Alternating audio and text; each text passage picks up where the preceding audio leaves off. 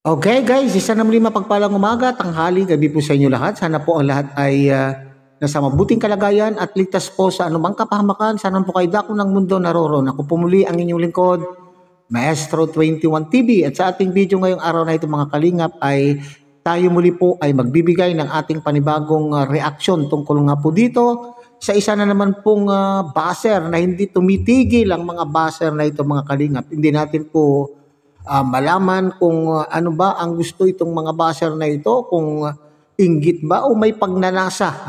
May pagnanasa po yata ang mga buzzer na ito sa ating mga leading men. Okay?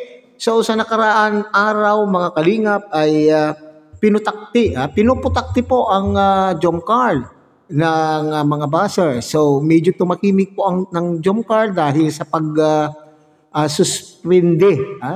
Dahil sa pansamantalang pagtigil po ng vlog para po sa Jomcar Love Team. Pero ito naman, itong mga buzzers ay parang lumipat po yata. Lumipat po yata po dito ngayon sa EDC. At ito po yung bibigyan po natin ng reaksyon yung tungkol po sa sinasabi na malabong magkatuluyan. Malabo na po ang EDC. Sino ba na kasi ang nagsabi? Bagamat tayo po karamihan po sa mga EDSinian o sa mga solid supporters or fanatics po ng EDC na umaasa na sa dulo po ng serye ay sila po ay magkakatuluyan, pero tayo po ay hindi nakakasiguro kasi ito nga yung sinasabi po ni Kalingap Rob, mga Kalingap, na bonus na lamang po kung sa totoong buhay ay magkakatuluyan. Okay? So at ito yung sinasabi niya na malabo kasi mayroon siyang sinasabi na babae kung saan po yun po ngayon ang apple of the eye ni Papa Eds. Sino kaya ito? Binabanggit po niya dito, ang pangalan ay Early. Okay, so sinasabi pa niya na buntis na raw ang babae. Nako po mga kalingap. So malabo na nga yata talaga. So yan po yung ating bibigyan po ng reaksyon. Okay, pero bago po yan, tayo muna po ay magbibigay po guys sa ama at founder po ng Kalingap, Kuya Bal Santos Matubang. At tangkilikin po natin at the vlog, Kalingap Rob. At kung bagong silip lang po kayo, bagong dating lang po kayo sa ating munting channel, sana po ay inyo rin pong tangkilikin sa pamamagitan po ng pagbibigay niyo po ng like, share, and subscribe. At tuloy pindutin na rin po ang notification bell at nang sa ganon, tayo pa rin po ay magkita-kita at magsama-sama sa susunod pa pong mga reaction videos na ating gagawin. Likewise, mega shout out sa ating mga kasamaan po dyan sa Karepa, Kalingap Reactor Partners. Sa pamumuno po yan siyempre ng ating butihing presidente, Javier De Leon, aka Birador. At tangkilikin din po natin mga Kalingap, ang ating mga Kalingap Partners, Kalingap Charity Vloggers, lalo na po yung mga nandyan sa iba't ibang Kalingap landing pad na mayroon po tayo sa ating bansa. Okay? Sa ating pong pagpapatuloy mga Kalingap ay nandyan po sa inyo pong sa ating pong monitor ang naturang komento po ni Meli Castaños. Meli Castaños po ang chismosa, ang marites, ang nagmarites po rito na walang magawa po siguro sa buhay itong babaeng itong mga Kalingap kasi kung anong sinasabi, may pruweba kaya itong babaeng ito mga Kalingap. Okay, so Meli Castaños, sabi po niya rito mga Kalingap, alam nyo malabo na ang EDC. Kasing labo na siguro po ng paano kaya nalalaman na malabo? Malabo na ang EDC simula noong nagpakalbo si Edu. Kailan nagpakalbo po itong si Kalingap Edu mga Kalingap? Gumagawa ng kwento, hindi ko matandaan o hindi ko nakita o baka naman po ay ako lang po ay hindi nakakaalam na itong si Kalingap Edu ay nagpakalbo. Simula daw po nung nagpakalbo si Kalingap Edu ay marami na kaming nababasa galing sa kanya. Beyonce, hindi ka ba nakakahalata na gusto ka ng palitan ni Edu? Ang ipalit sa iyo ay si Early Banga. Early Banga daw po yung babae mga Kalingap. Buntis na kaya malamig sa iyo si Edu Lagi sila lumalabas kahit walang vlog sa kotse.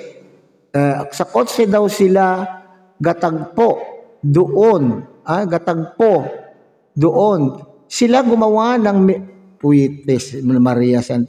Sila gumawa doon ng milagro kasi mas mahal niya.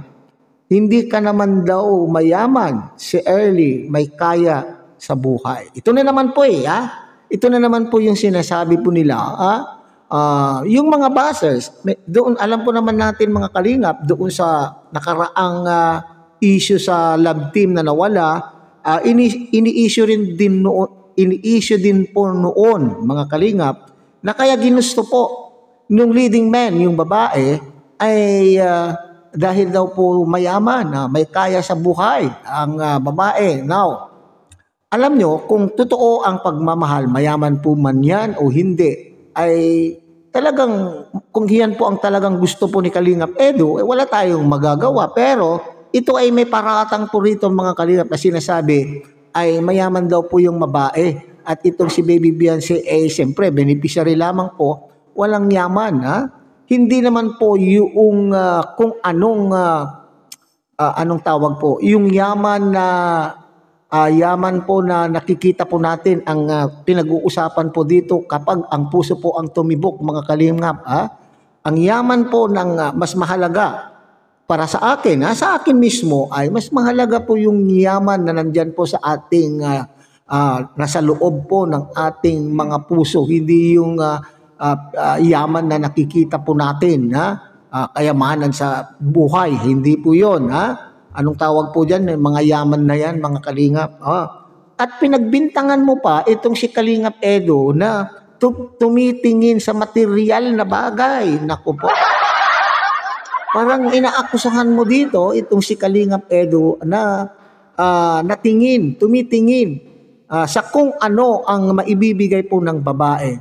Yan. O maibibigay na material na bagay ng babae sapagkat, sabi mo nga, si Beyonce ay beneficiary lamang. Siyempre, walang maibibigay. Pero, kung yaman lang din ang pag-uusapan sa kalooban, ay mayaman po itong si Beyonce. Hindi po ba mga kalingap? Hindi nyo ba nakikita na itong masinop na babae, para sa akin, sa atin po nakikita, ay masinop na babae po itong si Baby Beyonce at madiskarte, hindi umaasa, bagamat siya po ay maraming tumutulong po sa kanya, gusto rin po niya, nagsisikap po siya upang mapabuti rin po yung kanyang buhay pagdating ng panahon. Yan po ay napakagandang kayamanan na po sa buhay. Kung ganito po ang babae na masikap at siya po ay nagdumidiskarte para sa kanyang buhay, yan ay sapat na pong kayamanan po yan. Hindi lamang po doon sa material na bagay tayo ang pinag-uusapan natin dito na mayaman. Okay, so paano nalaman itong babaeng ito, Mely Castaños? Mely Castaños, saan mo nakita na sila po ay itong si Early Banga ay buntis na at sinasabi mo pa dito na ginawa po nila yung milagro doon sa loob ng kanya pong kotse. Animal. Kaanimalan po ito mga kalingap. Ito'y utak hayop. Utak hayop po itong si Mely Castaños na ito mga kaibigan. Bakit po? Bakit po siya sinasabi pa natin na utak po hayop? Animal na animal ang pag-iisip. Biruin mo, yung sasabihin po niyang gagawin mo yung mga bagay na dapat ginagawa, sagradong ginagawa sa isang sagradong lugar din, ay parang sinasabi mong napakakati, napakalibog naman po. Nakikita niyo ba yung kung paano kumilos itong si Kalingap Edu? Di ba wholesome? Okay, di ba wholesome naman po itong si Kalingap Edu? Pero itong sinasabi po niya na ginawa po nila ang kamilagruhan sa loob ng kanya pong kotse. Kahayupan po yan at kalibugan na po yan, di po ba mga kalingap? Para bagang sinabi mong sobra-sobra naman ang libog. Hindi aabutin ni Kalingap Edu ang kanya pong edad na yan kung siya po ay napakalibog na tao. Di po ba? Kung malibog na tao ay 15 anyos pa lang po siguro itong si Kalingap Edo o 19 ay maaaring siya po ay nakapagnasawa na po dyan, lalo at nasa probinsya. Kasi itong sinasabi niya dito, mga Kalingap, na ginawa daw po ang kamilagrohan doon sa loob ng court cell. So sa makatwid, ibig niyang sabihin na itong si Kalingap Edo ay masyadong malibog na tao. Hindi po ba, mga Kalingap? Yan po yung aking intindihan, mga Kalingap. Okay, so sunod pa na punto na sinasabi po niya dito, hindi daw naman po niya mahal si Baby Beyonce.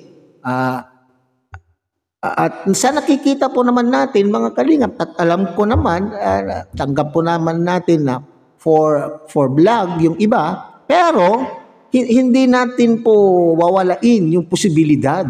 Alam po, ulitin natin yan, mga Kalingap. Alam po naman natin na nagsimula po sila sa love team. Alam po naman po natin kung ano yung layunin ng love team na ginawa, na create po ni Kalingap Rab. Di po ba, mga Kalingap? Pero hindi natin wawalain yung posibilidad na sila po ay magka-developan. Yun po yung punto. So, ibig sabihin, ang sinasabi po kasi dito, mga Kalingap, ay tumabang na. Tumabang na ba itong pakikisama, ang pakikitungo po ni Kalingap Edo kay Beyonce? Parang hindi naman po. Pag nakikita po naman natin po sila yung huling vlog, mga Kalingap, ay ganun pa rin po.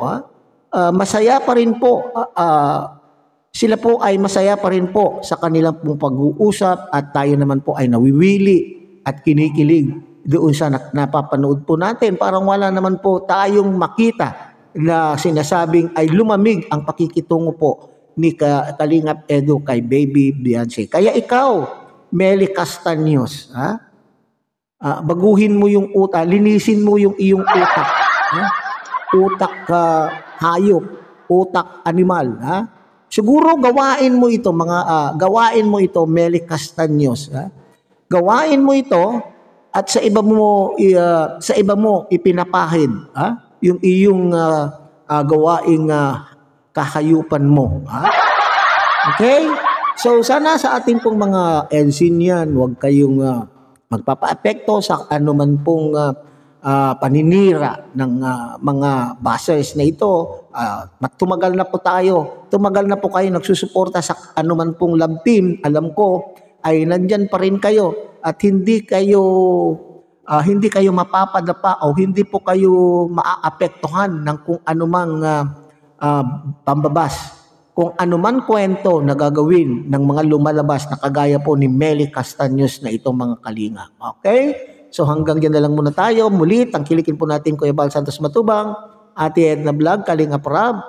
At muli, pinapakuisapan din po kayo na sana po inyo rin pong tangkilikin ang ating munting channel sa pamamagitan po ng pagbibigay niyo po ng like, share and subscribe, at tuloy pindutin na rin po ang notification bell, at nang sa ganon, tayo pa rin po ay magkita-kita at magsama-sama sa susunod pa pong mga reaction videos na ating gagawin. Muli, isang mapagpalang umaga, tanghali, gabi po sa inyong lahat.